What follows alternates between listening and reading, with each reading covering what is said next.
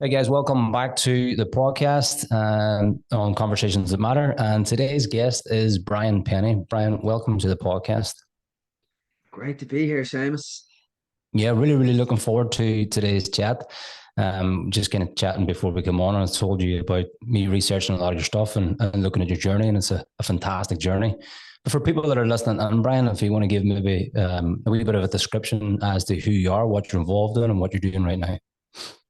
Yeah, brill. So, God, this is a challenging question for me. I remember my partner saying that to me one time, "What do you do?" And I says, "Have you got 10 minutes?" Like, don't really, a bit of everything.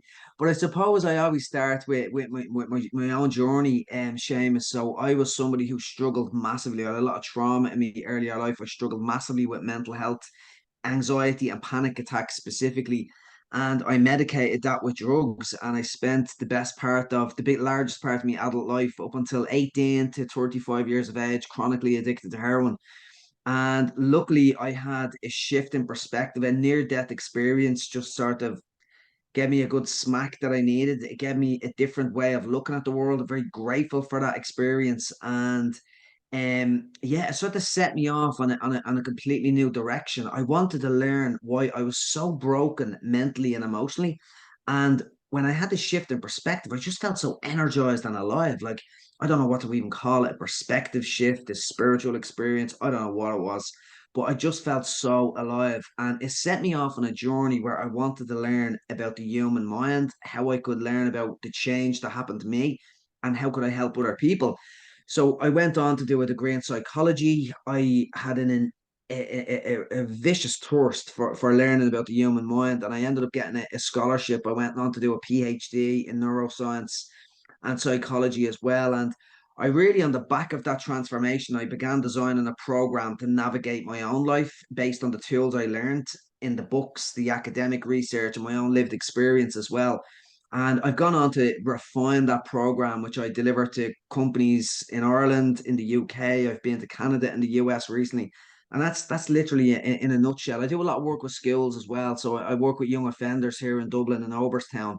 And I run a mentorship program with young kids here in Dublin, South Dublin, in a disadvantaged area as well. So it's kind of like the corporate scheme and working with the young kids. That sort of fills the soul. So that's really where I am right now. Fantastic, man. It's funny you say that. Like, what do you do? My mom's 84, and I've been doing what I'm doing for nearly 20 years. And all the books, I get all my books delivered to her house. And she asked me, Yeah. "What is it exactly you do?" You know, you think you know after 20 years, like I've been doing the same thing for nearly 20 years. But yeah, What do you do? it's Anyway, Brent, crazy. what I like to do is kind of take it a wee back that wee bit further. Then, so there's a lot of stuff that you just talked about there now. What was it like then as a young Brian growing up? Where did you grow up? What were those early inspirations, early challenges? What was it like as a young Brian Pennie? Yeah, so as I said, I had a lot of trauma in my life growing up. I actually had something that really set the stage for me very early doors, Seamus. So I had a not pre-1985.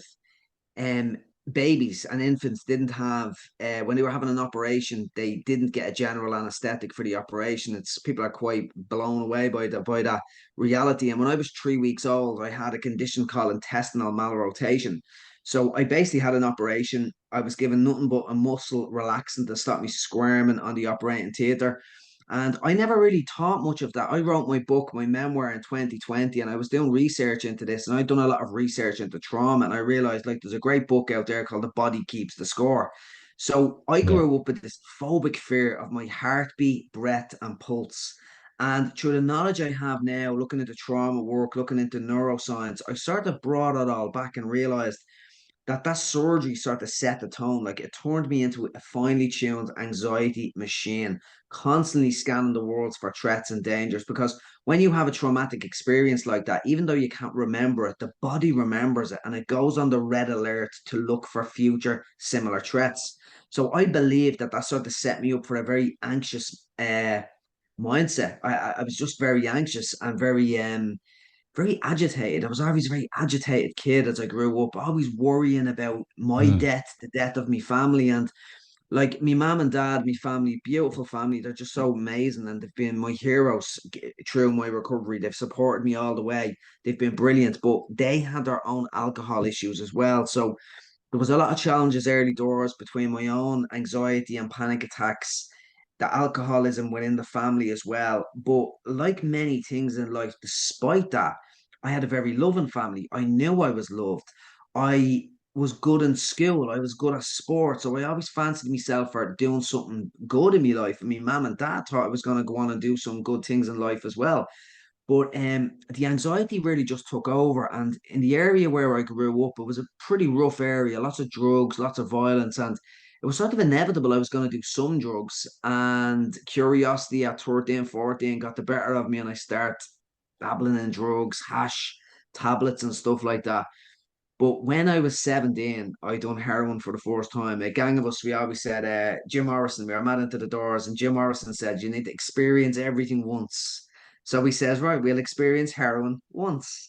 And I did it once, and then I soon done it again and again and again, and that was 18 years. So that was really those 18 years, that was Groundhog Day just for 18 years. It sort of developed into a really harsh addiction over time, but I was very functional for a while as well. Like I worked in the graphics industry, Hmm. ironically designing anti-anxiety medication for Big Pharma, which was ironic in itself, but yeah, that was really the journey there. But a lot of trauma, a lot of anxiety, a lot of bodily agitation, and that's really I never got the anesthetic as a baby. I found my anesthetic at 17 years of age, and it just set the tone for the next 18 years of my life. So you had when throughout school, like when you left school, did you just go into a career straight away when you left school? Did you kind of know what you wanted to do, or were you just kind of still find your way? Were you really battling with this level of anxiety and Yeah, back and see, forth? the anxiety was an interesting one. It was like generalized anxiety, and I didn't have the label for it at the time. That's the interesting thing as well, Seamus. I just thought, even in my family, my mom talks about, and her sisters, they had this language. Oh, she's in a heap. That's what they used to say. She's in a heap, and that was their terminology for anxiety. So I just always felt worried and agitated and not at ease. And I didn't realize other people felt at ease. I didn't realize, I sort of thought that's the way most people are, but I had a level of it that was a little bit different. What And for people listening then, Brian, what did that feel like? What was that like? Try if you can, like explain that from like a day-to-day process before you kind of went down the route of self-medicating. yeah, I'll give you an example of that. I remember one time that like really catastrophizing experiences. I remember one time watching a World War II film. And I remember the sirens going off in the background, and the sirens were going off to say the bombs are coming, like the planes are coming in to bomb the area. And I remember a couple of days later, I think I was about 8 or 9 years of age, and I was up in my room and I heard some kind of a siren noise going off. And I just went into this sheer panic and I ran down to the house to warn my family that it was World War III. So I was always worrying about World War III. My mum and dad, like lovely people, they really are incredible people, but they had their drink issues as well. So a really big memory of my life is watching them going out on a Thursday, Friday, Saturday, Sunday, going out to the pub. Me dad would be drink driving. That's what most people done at the time. And I was just constantly worried that they wouldn't come home. So that anxiety, I'd be sitting at the window for hours on end, just waiting for them to come home. Like I'd hear the cars coming down, I'd be jumping up. Is it them? Is it them? Is it them? So I always just felt I really had a tightness in my chest, a tightness in my head, and just always thinking, compulsively thinking that something bad was going to happen. And really that was where it's at. But when the daytime, it manifested itself mostly in the nighttime and when those challenges arose. But in the daytime, when I was out playing football and out playing with friends, it sort of lifted for a while. But it was just always there lurking underneath the surface, and it always raised its ugly head. And the older I got, the worse it got. And I started developing panic attacks then as well. So when I was working, I had my first panic attack, and that sort of raised the baseline of my anxiety to a whole new level. And it was something that I just couldn't sit with anymore. And that's when I'd found drugs at that stage. I'd found alcohol at that stage. So I started using substances to cope with the anxiety as a mechanism to cope with the anxiety. So that's really how it lived for me, mostly around my chest. That was the Hmm. big thing. My anxiety lived in my chest, and I think I was afraid of my heartbeat. I was afraid of me breath. It was something that I was always fearful of. I used to have the television on going to bed because if I heard my heartbeat, it would give me incredible anxiety. So I even remember when I was driving my car, when I got my car in the early days, and I was driving to work. I'd nearly get to work and I'd have sweaty palms from gripping the steering wheel so tightly, but I'd be gripping it in a way that I'd be sort of like creating a shape with my chest so I didn't really feel it, or I'd be leaning over. I just didn't I wanted to escape and avoid the feelings in my chest cavity, which is a crazy thing because you can't run away or you can't fight that, you know? So that's really how it manifested itself for me. Mm. And as you said, like back in the day, in the 80s, I grew up in the 80s and the 90s as well too. Nobody heard anything about anxiety. You would never have said, you know, I'm feeling really anxious. You'd be like, catch yourself on. What the fuck are you on about? What's anxiety? Yeah, No, you'd have been yeah. told to just get on with it and give over. Yeah, that's it. And even like you'd say, oh, living on your nerves or whatever, like that. That was the language around it. And I Yeah. remember my first panic attack. I remember going to the doctor and he says anxiety. And I says, what's that? So that I knew there was a word anxiety, but it wasn't something that was used. And he was saying after the panic attack, I thought I'd had a heart attack or a stroke. I was convinced like this all-consuming physical experience that just killed, dropped me, like really pushed me to a level I'd never experienced before. And he was saying it was psychological, and I just couldn't deal with that. This was physical to me. So Mm. I that word, that label just was so far. Yeah. So 17 then you experiment and you take heroin for the first time. Is that smoking it, Brian? Is it injecting it? What way did that happen? Yeah, I think a big aspect of my own addiction was it was like I was living two lives. Like there was drugs all around the area where I grew up, but my family wouldn't have experienced that. So I sort of believed I would never be a real addict in inverted commas, wherever the hell that is. I've come to realize now that there's no such thing as a real stereotypical addict. But I never seen myself as somebody going out and selling drugs and hanging around the streets. I always seen myself as somebody that was going to get a good job in life. Like I had a lot of self belief in terms of my own abilities. And when the drugs took hold, slowly but surely, I sort of created these two lives. One that I knew about on the inside that I was full of panic and anxiety, but I wouldn't really speak to anyone about that. And me and my best friend, like about seven of us used heroin for the first time, but only two of us got addicted. Two people with the biggest emotional challenges, which was interesting. And we sort of created this other life where we do heroin on a Monday and a Tuesday. That's how it started off. Monday's just actually starting off. And we'd still go out at weekends because we seen ourselves as one of the lads going out and having the crack. And I remember over the course of a year or two, we slowly started to say, we'd go, me and Rory, his name is, great guy, he's still struggling now to be honest, which is it's terrible. But he would say, yeah, we'd give each other a look and we'd know straight away. So we'd leave the pub at 10 o'clock and we'd go back and we'd finish the night off doing heroin. So before we knew it, it sort of had crept into 3 nights a week, but we didn't think we'd be real addicts. Like we weren't like the other addicts. We'd never be like that.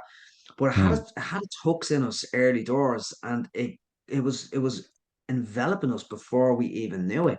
And I remember when I was about 20 having a realization, God, I think I could be physically addicted to this stuff because we'd been doing it and taking gaps in between. But it got to the stage where it just had us, and I didn't admit it. But it was only when I had another massive panic attack that I went to the doctor, and the doctor gave me benzodiazepine for the panic and the anxiety that I was feeling. And I went back for another prescription. And he says, no, that's a short-term fix. You're gonna have to like work on yourself, do therapy. And I remember blaming the doctor, saying, well, if he's not going to give me benzodiazepine, I'm going to have to do heroin to medicate my own problem. And I nearly rationalized and justified that. I reasoned that situation to give me permission to be an addict. And I blamed the doctor. What a crazy thing. I remember blaming the doctor at the time. It just gave me permission to Yeah. do heroin every day. And that's where it escalated over time. So what did you feel, Brian, then that heroin gave you that you didn't feel before and you didn't get before from maybe the sober life? What was it it gave you that kind Yeah. of was like, right, this is for me?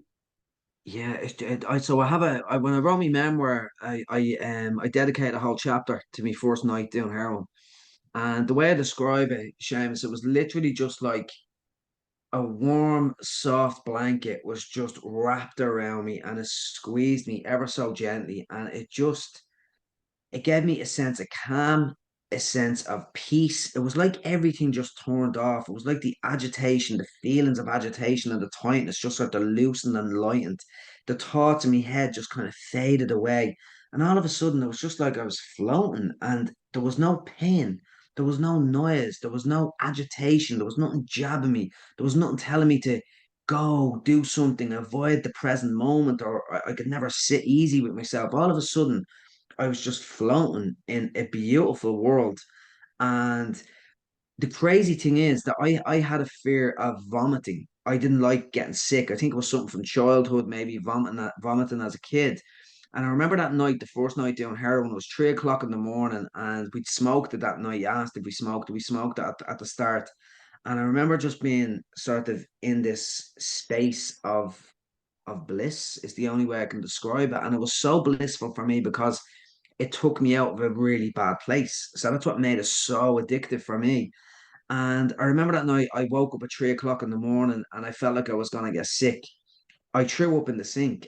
And it was one of the most beautiful experiences of my life. Like that's one of the best memories I've ever had on heroin because it was my first time doing it. And even something that I was terrified of was a good experience because it just softened the blow of everything. Mm. And that's it. Like I remember thinking, wow, that's powerful. And thinking, I have this amazing thing that I can do, but I'm not going to be like those other addicts. I'm going to keep this. It was like a secret that I had. If I do this once a week, once a month, starting off every now and then, this is just something I have in my pocket that I can do every now and then. And it just reeled us in, slowly but surely, just reeled us in. But it just gave us this sense of completeness, fulfillment, peace, Mm. brought us to heaven, Yeah. but then quickly brought us to hell. That's the reality of it. And you held in a full-time job for 13 years, Brian, 15 Yeah. years, was it? 15 years, 15 years, yeah. 15 years. All of that time, like I started that job. It was in the printing company and the graphics industry. I think I was there for 17 and a half to 18 years. And I was doing heroin. I remember having a tin foil and heroin in a John Player blue cigarette box on the day I was going in on my first day. And the last day I had seizures. Like the last day was me breaking, like absolutely. The drugs just destroyed me. I was getting the sack. So I done drugs throughout the whole time. And I think what people have this idea of a stereotypical addict cannot have a job.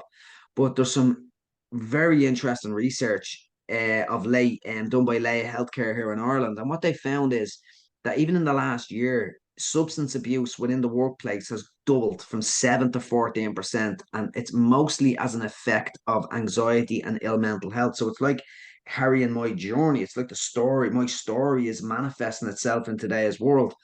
And a big element of that as well is what they find is that people with substance abuse issues, with addiction issues, 70% of them still have a job. So the majority of people in deep addiction still have a job. So that's what real addiction is. It's people are functioning to a certain extent, but over time it will drag you down. So you're just seeing the early stages or the middle stages of people in addiction, whereas over time it will take the job. It may take their life. It takes so many things that we know looking at the experiences of people in addiction. Yeah, 100%, man. Do you, in your research and your study, is addiction higher among men or higher in female, or is there a balance there? It's really interesting. So a lot of my PhD work was exploring the role of emotion-driven pathways to addiction. But when you look at the gender differences as well, it tends to get men earlier. It tends to get women later in life, in the mid 30s, kind of a thing. That's the general trend, but it gets them quicker. Mm. So for some reason, that seems to be the trend that women tend to get into the world of addiction a lot quicker, and it tends to be alcohol more than substances. But there's a whole wave of cocaine coming through now with young people, and they're talking about calorie-free drugs, and people aren't drinking as much; they're using drugs more. And I don't know what the gender effects are on that, but it doesn't have many boundaries. Drugs. Do you feel that the higher percentage of men being addicted is due to men not being able to deal with their emotions and go back to the places that they need to go back to psychologically and address compared to Yeah, women? 100%. I think women start to have their pals, like their girl pals, and they will have conversations about that. But if you have a good group of friends, like quite a great group of friends growing up, but we didn't talk about our feelings. We went down, we slagged the crap out of each other, and we had the banter, but we did not dare talk about our feelings. And I wouldn't even admit my own feelings to myself. Like if I admitted my own weaknesses, as I would have called them back then, to myself, I would have seen that as a weakness and I would have made it real by admitting it internally. And there's no way would I have talked about it to anyone else. Now, what I know now is that being vulnerable like that is an absolute strength. It's actually true courage. But I definitely think, and the research points towards that as well, where men don't, either they don't have people that they can speak to, they're not willing to speak to people, even if they have the opportunity. They've been programmed and conditioned over time through these stereotypes that to be a real man, you have to be strong and don't show weakness. And all of these forces are really combining in a certain way that men try to bottle that up and keep it in. But if you bottle something up and keep it in, and it's like a fizzy drink, and you're shaking it and you're shaking it and you're shaking it, it's going to try to find a way out. So if that doesn't manifest itself physiologically in some way, and that's this they put this a lot down to autoimmune diseases, cancers, heart conditions. So many of this can be the psychological pain we struggle with is just manifests itself biologically. And it's literally your body's giving you a little bit of a nudge. You need to get this sorted out. And then you're not doing it. So it gives you a much bigger nudge. You really need to get this sorted out. And in the end, it will put you on your back and say, you need to deal with this situation. So it's your body's reaction to that. Mm. And for some men, it can be suicide. I think this is solely one of the reasons why the suicide rates in men is so much higher than women. It's just they bottle it up and it explodes at some stage in an outcome that is pretty pretty strong and visceral, you know. Yeah, 100%, man. I've had a lot of friends over the years as well too that have took their own life, men, and guys who, from the external, from the outside looking in, you'd have thought they've No. got their shit together. They're like not tough guys, but these guys were pretty well made up, like all through school and growing up in their adolescence and in their 20s and 30s, and then you just get up with a bomb and a shock that, geez, that person took their life. They weren't able to do with this. They weren't able to do with that.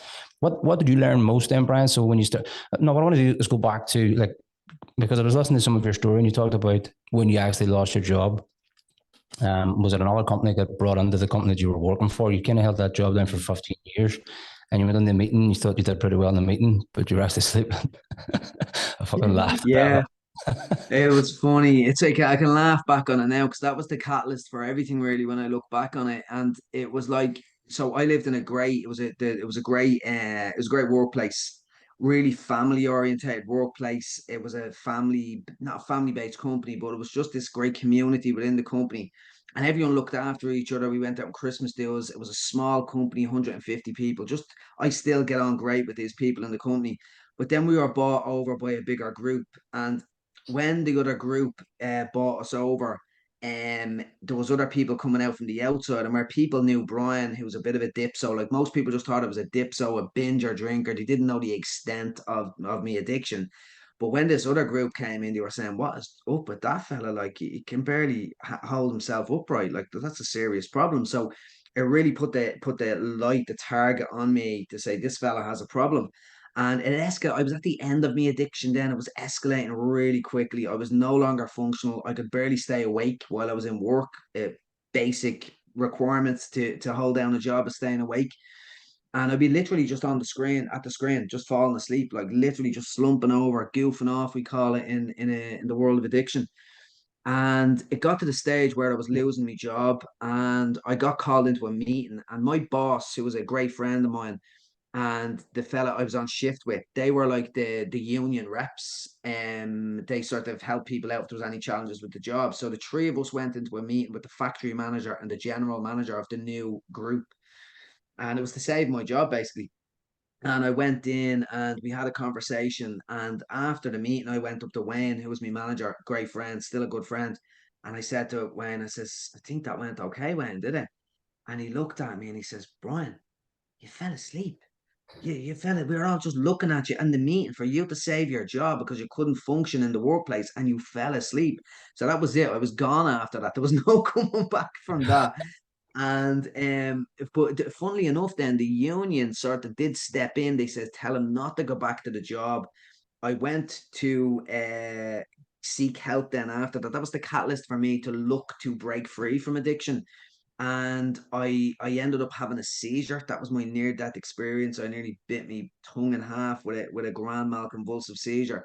And that was sort of the shift in perspective. That sort of set the stage for the shift in perspective I needed to sort of look at the world through a different lens. So I'm very Mm, grateful for all of those experiences. And what I found in my own life is that all of my biggest challenges have been turned into my greatest triumphs. Like my kryptonite became my superpower.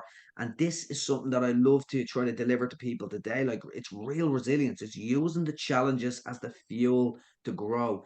So I'm so grateful for those incredibly horrific mm.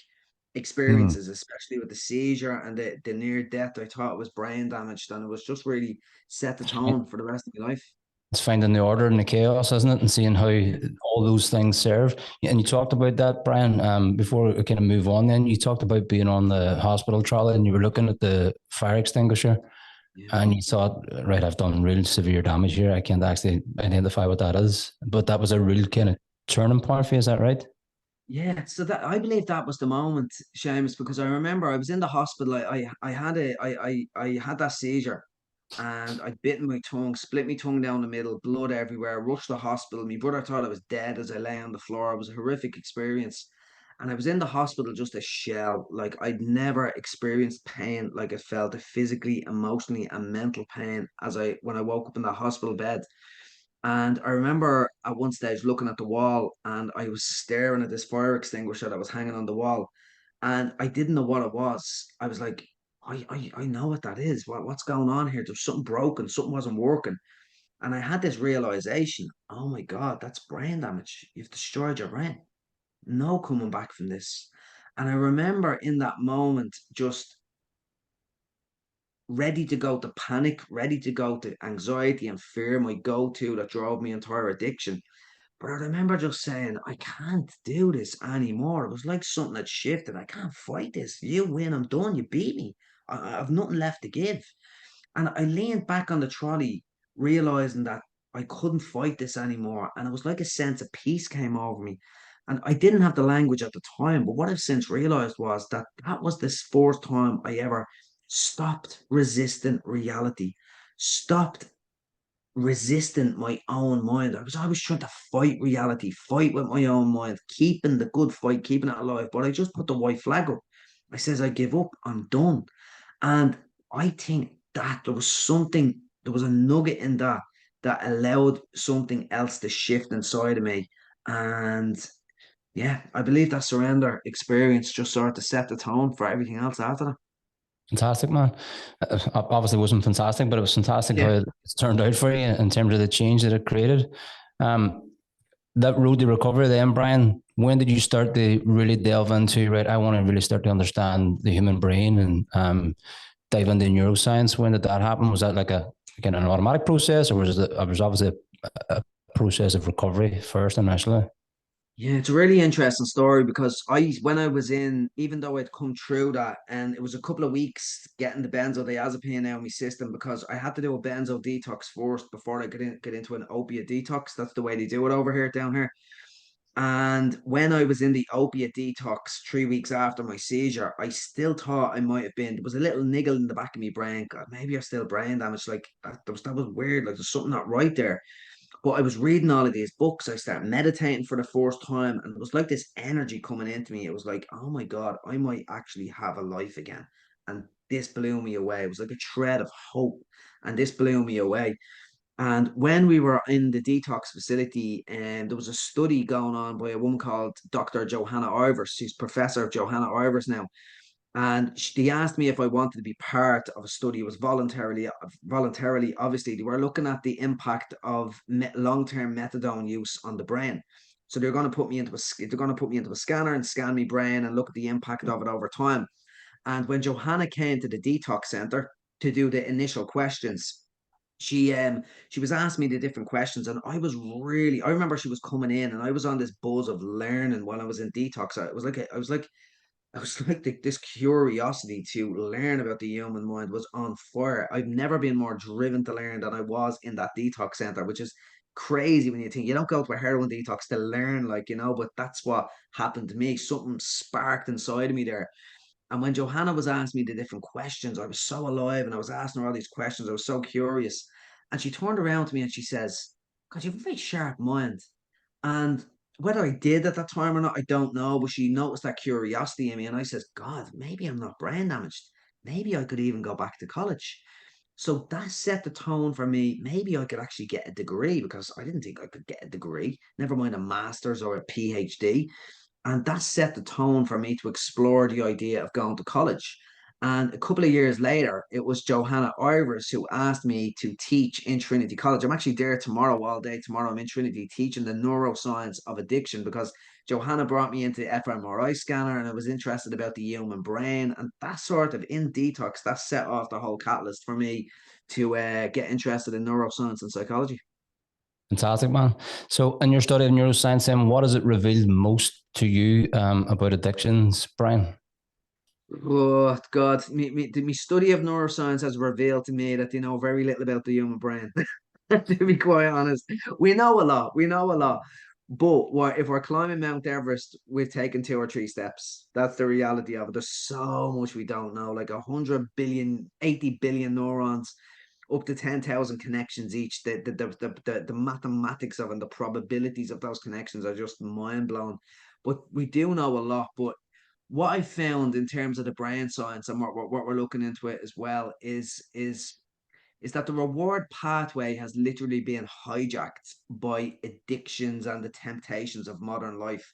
Like when you think of what the reward pathway was, if we took an example of thousands of years ago, we're running around in the wild, we come across a fig tree, it gives us a big dopamine hit because it has loads of energy in it, and this could save the tribe. So what your brain says is, remember this, seeing this feels great, and we're filled with dopamine to give us the motivation to go looking for more fig trees. So it's really an evolutionary uh, feature to help us to reproduce and survive as a species. But as we refine sugars, as we refine drugs like heroin and cocaine that can tap into these reward pathways, all of a sudden we have these massive dumps of dopamine and we have incredible motivation to find that pleasure again. And we often talk about the pleasure rewards in terms of the rewards we get from doing something. Like if you eat chocolate, the reward is it tastes beautiful. But the bigger rewards tends to be the removal of something bad. And I think that's where addiction really plays a role because addiction at its core is escaping and avoiding some kind of emotional or psychological pain. So it's the removal of that pain and the good feelings as well. It's just absolutely hijacking that reward pathway that evolved for a different reason. And all of a sudden, we're going around looking into our phones 24/7, eating foods with so much sugar and fats that make it taste so good, that we're eating ourselves silly. And not to mention drugs and alcohol and the things that go with it. So, what it's revealed to me is that we're up against millions of years of evolution, the food industry and the computer science industry, who have the best scientists in the world tapping into that reward pathway to get us to stay on our phones, buy more stuff, eat more food, consume more stuff. And Hmm. a big part of my PhD research, I wanted to explore the role of wanting more. I just find everyone wants more all the time. And I was sort of tapping into that, into the addiction as well. Like the more drugs you get, the better you feel. More is better. And what I found is in that research, I think like many of us have a hole in our soul. It's rejection, abandonment, lack of connection, loneliness, these kinds of fundamental drives that we're seeking to fill this hole, but we're trying to fill it with food, drugs, and stuff, materialistic pursuits, and it's not going to fill that hole. So I think that's been my biggest learning with the brain. It's really, I think the modern world has hijacked the evolution of our brains, and it's a hard battle. It really is. 100%, especially through the phones you mentioned, Brian. Like it's just creating so many different voids for us. We're like, I haven't got that. I haven't got that. I haven't Yeah, experienced this. I don't know what that's like. And then all of a sudden, we're just constantly pursuing something to try and fill something that's never ever going to be filled externally anyway by any object. Not to say that those things are bad, but I think personally, from my own experience in my own life and my business and my career, constantly seeking and constantly trying to get this thing and then getting it and going, fuck, was that it? It didn't Was that actually it? cause Yeah. anything. It didn't feel any different. And now it's on the next thing. It's on the next thing. I read somewhere, and I don't know if this is true, and you'll be better to answer, that it's people that are like deficient in dopamine that are more, have more addictive personalities and addictive traits. They try and bring that dopamine up. Is there any correlation there at all? There could be. It gets very complex, and this sort of taps into the idea that I was saying earlier on, that like they really don't know much about the human brain, and there could be trends towards that and associations towards that. But dopamine is just involved in everything. Like for people with really low amounts of dopamine, and it depends where in the brain. Like there's an area of the brain that's sort of linked to the reward pathway, but it's the mid lower down in the brain. It's called the substantia nigra. And if you have a deficient dopamine within that center of the brain, that's Parkinson's disease. That's the essence of Parkinson's disease. And it's That's what it's my really dad died with. interesting. Like, sorry, My dad died with Parkinson's. did he? Right. And Yeah. that's the core of that. That area Hmm. of the brain is deficiency in that. And there's a great story as well. There's a great story in terms of people in addiction as well. Like obviously you may know, which your dad, did he ever go into that catatonic state with Parkinson's? Yeah. And that's really low levels of dopamine, because there was some kind of a drug at one stage. It was I think it was a heroin kind of drug, but they mixed it with some kind of L-dopa or some Parkinson's kind of, the opposite of L-dopa actually. So it was the lack of that, and the people in addiction, they went into that catatonic state like they had Parkinson's disease. So it's like, to go back to your question and answer your question, I'm sure there's associations between a lack of dopamine, because dopamine, it's not so much the pleasure neurotransmitter of the brain. It plays a role in so many things, and it's kind of not even a neurotransmitter. It's more of a neuromodulator. It's what modulates other neurotransmitters. But if you have a lack of dopamine, you will have an element of, you're not getting, you'll feel an anhedonic, it's called, sort of in psychological terms. You feel a flat effect. So to get a kick out of something, you will need more dopamine to get that effect.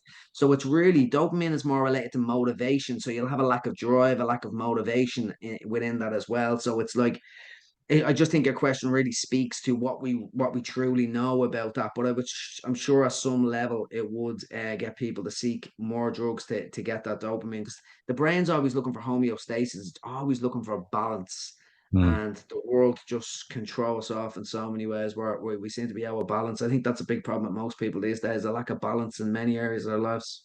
100%, man. And for years, Brian, it was thought that, right, the brain that you have is the brain that you've born with, and that's the brain that you're going to die with. But is there a certain point then, Brian, where the brain does kind of become like less malleable and harder to change the pathways and the habits that we've ingrained? Or is it showing that it can kind of shift and change at any time if we put the work in?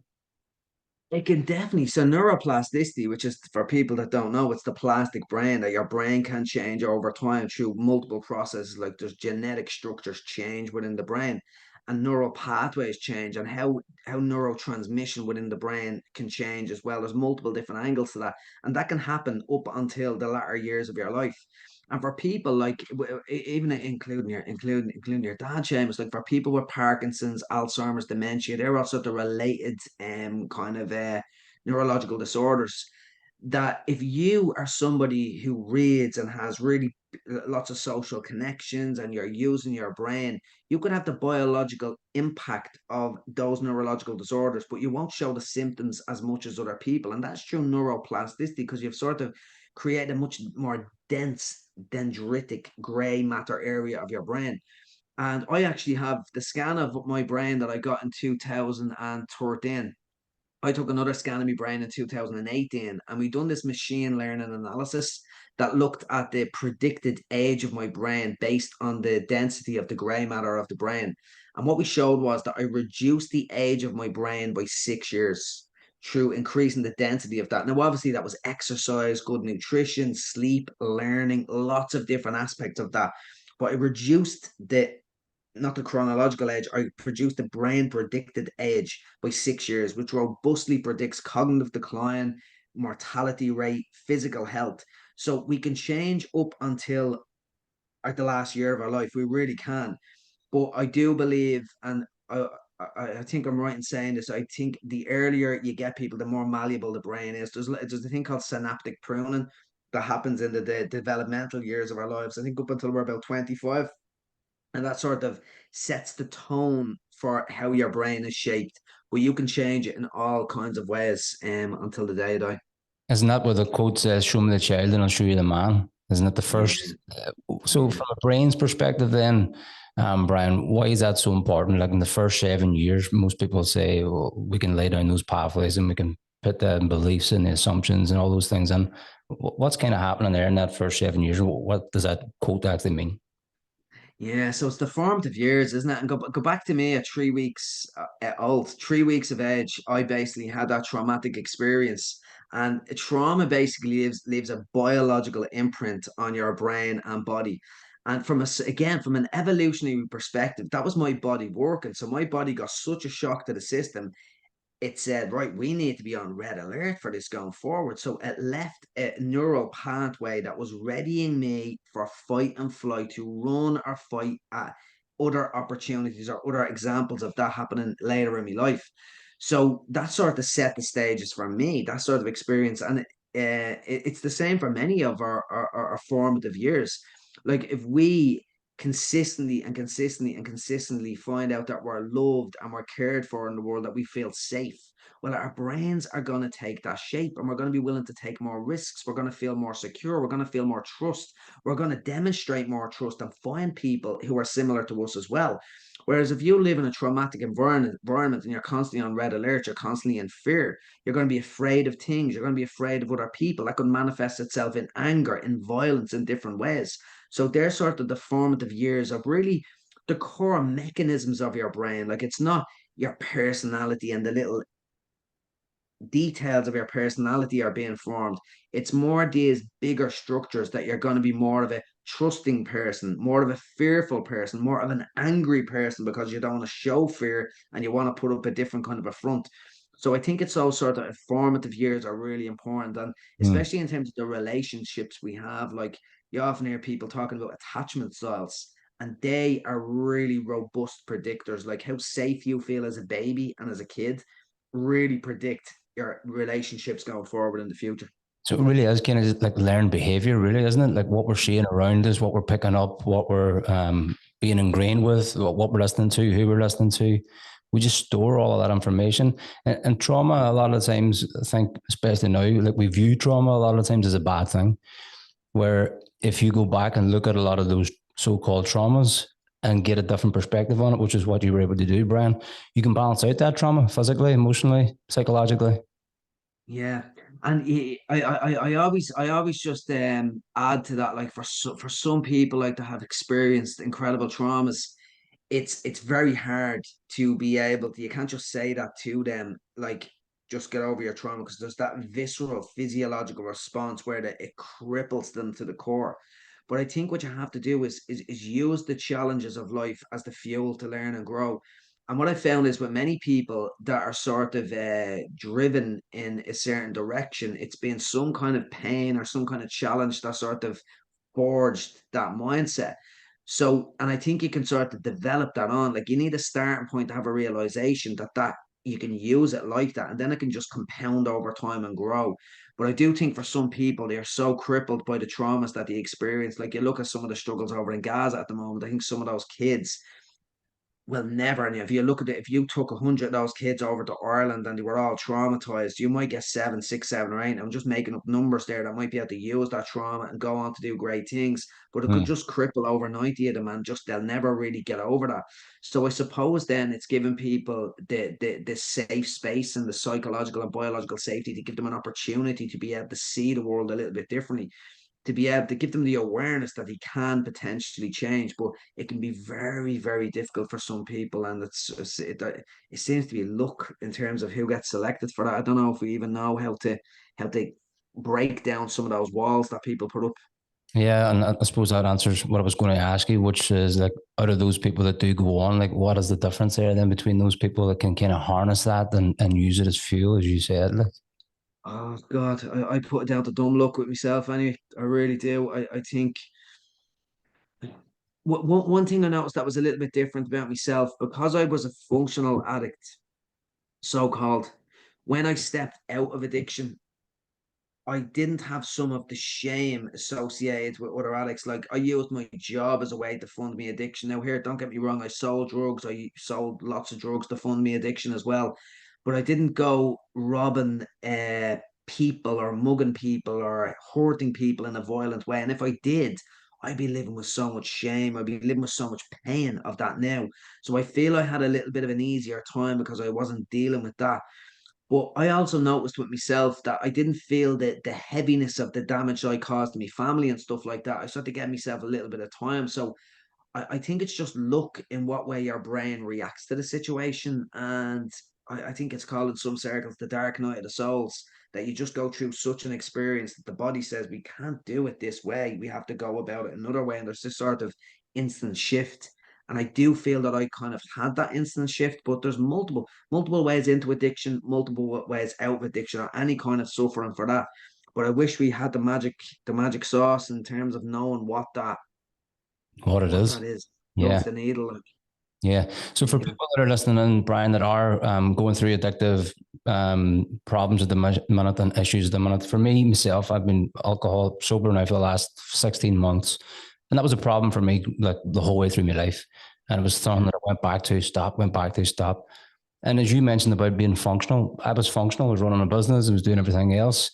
And I try to say, you know what, I'm not addicted, I'm not this, that, and the other. But once I went back, I used to give myself like 6 months, 7 months break, and then I'd go back on it and I'd be like, you know what, I'm going to have a drink Friday night, and that's going to do me. And then it would be Friday night, then it would be Saturday night, and then it would be Sunday night, and then it was Thursday, Friday, Saturday, Sunday, and then I was drinking more nights than it wasn't. And that was all I was thinking about. And I remember listening to um, the Friend star that just passed away there. What's his name again? Matthew Perry. Matthew Yeah. Perry. And he talked about something, and I was like, I said to my wife, that's exactly what it feels like when I have a drink again, when I stop drinking and then have a drink. He says, it's like the seal's broke, and all I want to do is think about drinking, and all I want to do is go and have a drink. And I resonated so much with it. And it was like, that resonates with me because every time that I had stopped and I went back to have one drink again, it was like the seal was broke. And then I just wanted to keep drinking. So for people that are listening, Brian, what advice would you give them that could really help them shift the perspective on looking at the addictions that they might have in any walk of life, whether it's drugs or drink or whatever it might be? What could they do right now to maybe implement some type of change? Yeah, what I would suggest is, and it's very hard because if someone is willing to do this, what I'm going to say, they're sort of already on the road to trying to find it another way. It's very, very difficult to break into the mindset of somebody that just doesn't want to go there. Like if they think drink is good, they'll rationalize and justify and self deceive themselves into believing that it's not a problem, they're in control or whatever that is.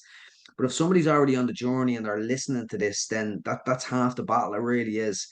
And one of the if you are the second person I talked about there that you're thinking it could be a little bit of a problem with yourself, like I'd say, like the definition of addiction is the interesting one, is to continuously do something, whether it's a behavior or a substance, despite adverse consequences.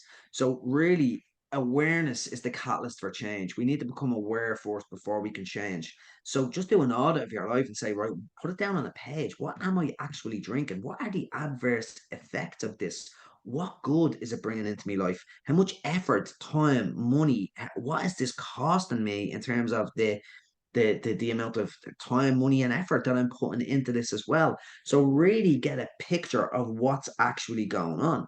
And I think that's really, really important. And then there's a line that a guy called I interviewed one time, Johan Hari. Have you ever heard of Johan Hari's work? No, not Yeah, familiar.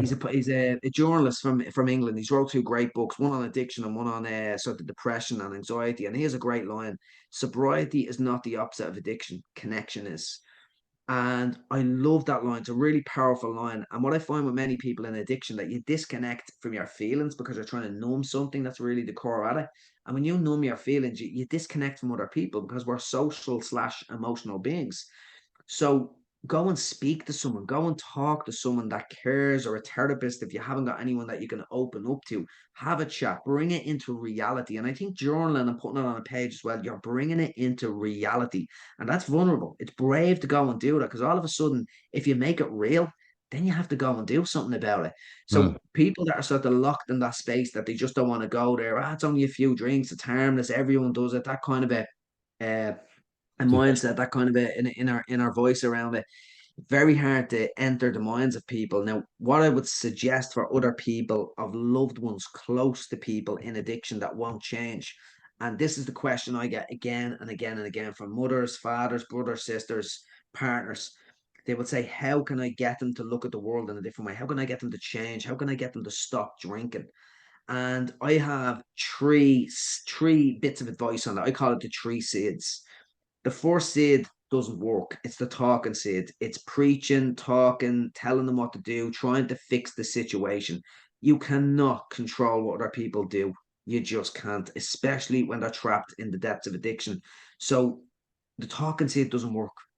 The second seed is the listening seed. And if they are willing to talk, be there and listen. Let them feel heard, let them feel seen, and actually listen to understand, not to fix and respond and go back to number one. It's to actually understand them. Mm. And if they won't go there, what you could say to them is, look, I don't know what's going on for you. I really don't understand it, but I want you to know that I care for you. And if you want to talk, I'm here. And it's not going to be fixed in one conversation, but if you listen with empathy and be present and let them feel heard, they'll come back for another conversation and another conversation. So the listening seed can be very powerful to open people up to change, to bring that awareness into their lives. But the third seed, that's the action seed. And that's the most important seed. And that means looking after yourself, because I've had so many people come to me over time, and especially like mothers and fathers, and they say, oh, my kid, they're so anxious, they're so stressed. What can I tell them to do? And I'd be looking at them and I say, oh my God, like they're a ball of anxiety. Like, why should they listen to you? You need to get your own house in order. I wouldn't be listening to somebody to tell me not to be anxious if they're full of anxiety. You've got to be the person that can walk the talk. So what I say to people is, the third seed is the action seed. Get your own house in order. Then you're gonna harness the ability to listen. You're gonna harness the ability to be healthy and to say the right things when the time actually comes. But more than that, you're gonna look like the person that can demonstrate change. Because when I broke free from addiction, lots of my family members, my younger brother especially, was in the depths of addiction. I tried to preach and tell him what to do. He just got further and further and further away. But then I realized I couldn't do that. I started looking after my own well-being. That's that I focused on me getting well. And then when the time came for him where he was looking for change, I was there to listen. And he came to me because I had become the person who changed himself. So maybe I had the answers for him. He's 4 years in recovery now and he's flying in life. So be talking seed doesn't work. You can might plant the seed or two, but it really doesn't work. Mm. Listening seed, if you can get them to talk, brilliant. But the action seed, give yourself permission to look after you. And when you get your own house in order, you'll be a much better, much more able to help them out when they can actually change. But they need to make that change starting off. Fantastic. I think the third one is so, so true, Brian, because it's what it does is it inspires change, because the other person looking in is seeing like who you've become and what you've done and how you're navigating life. Want And a bit of that? Yeah. yeah, and the other two can sometimes seem as like a judgment, or he's judging me, he's talking down to me, he's telling me I need to do this, that, and the other. And then there's more Yeah. resistance. Yeah, definitely, definitely. I never looked at it like that, but the judgment, even though you're not being judgmental, it just comes into the conversation. Yeah. Yeah, Shane. Brian, a question to finish then. The podcast is called The Conversations That Matter. If you were to have a conversation with yourself at any point in your life, maybe when you were a kid riddled with anxiety or in the depths of addiction, and you could have a conversation with yourself, knowing what you know now, like what would you say to yourself? God, for the first time in my life, James, I think I'm going to be changing this a little bit, because I used to always say, if I could talk to my younger self, I would actually say, feel your feelings and speak to someone else about them. But if I could give that advice, and I think it would be more just not one time advice. I think if I could be somebody like a mentor for me in the earlier days, I would drill it into them again and again and again. And it's a bloody cliche. It's like it's just speak to someone, like speak to people about how you feel. It will make you better. 100%. That it's going to be safe if they talk, but just to connect, to share. Like, I think human connection is one of the most powerful things in the world. So I would just say, share your feelings with other people. That would really be the message. Fantastic, man. Fantastic. And I've loved this podcast. Really, really enjoyed the conversation, Brian. And Same so here, many, Sam. so It's many, really good. yeah, so many golden nuggets in there. So for people that are looking for your help, Brian, is there somewhere that's best and fastest and easiest to kind of get you?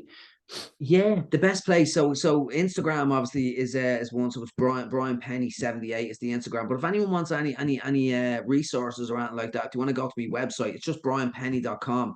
But if you go into my courses, my online courses in there, and you just use the word resilience, they will get free access to all of those courses. So in the coupon code, just use the word resilience. There's one on the secrets of addiction recovery.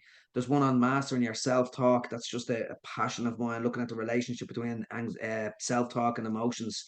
I've done a couple with Daniela Miles on um love and abandonment and relationships and habit change. So lots of programs in there if anyone wants to look at change as well. And then blogs and videos in there too. But the website and Instagram or LinkedIn would be the best place to go.